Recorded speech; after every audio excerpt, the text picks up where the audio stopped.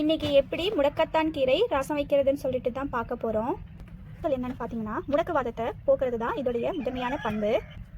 முட்டி வலியை இது சரி செய்யும். முடக்குனா என்னன்னு பார்த்தீங்கன்னா, நம்மளுடைய உடல் அசைவுகள் இயங்காமல் இருப்போம் இல்லையா, அதை தான் முடக்குன்னு சொல்லுவாங்க. அதை தடுக்கிற சக்தி இந்த கீரைக்கு இருக்குது.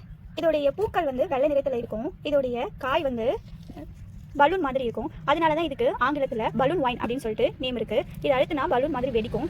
வாங்க இப்போ எப்படி ரசம் செய்யறதுன்னு சொல்லிட்டு பார்க்கலாம். ரசம் செய்கிறதுக்கு தேவையான பொருட்கள்: துவரம் பருப்பு தண்ணி, பூண்டு 3 பல்லு, ஒரு பச்சை மிளகாய், 4 சின்ன வெங்காயம், மிளகு, சீரகம், 2 தக்காளி, புளி, கருவேப்பிலை, கொத்தமல்லி. இப்போது இந்த வெங்காயம் மிளகு சீரகத்தையும் நல்லா அரைச்சி எடுத்துக்கலாம்.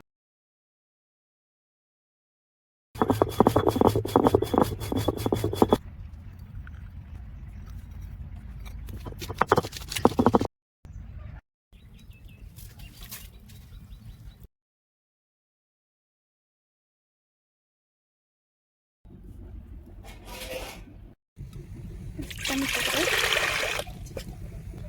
புளி நல்லா கலக்கலாம். ரெடி ஆகிடுச்சு. இப்போ தக்காளி கரைச்சாச்சு. இப்போ நம்ம நசுக்கி வச்சுருக்கிற அந்த மிளகு, நெச்சரகம், எல்லாத்துலேயும் அந்த பேஸ்ட்டை சேர்த்துக்கலாம்.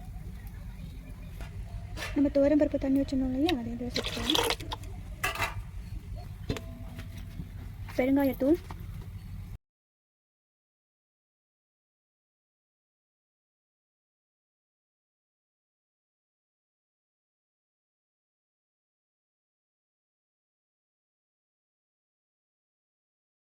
மஞ்சத்தூள், மிளகாய் தாளிப்புக்காக, கடுகு, கருவேப்பிலை.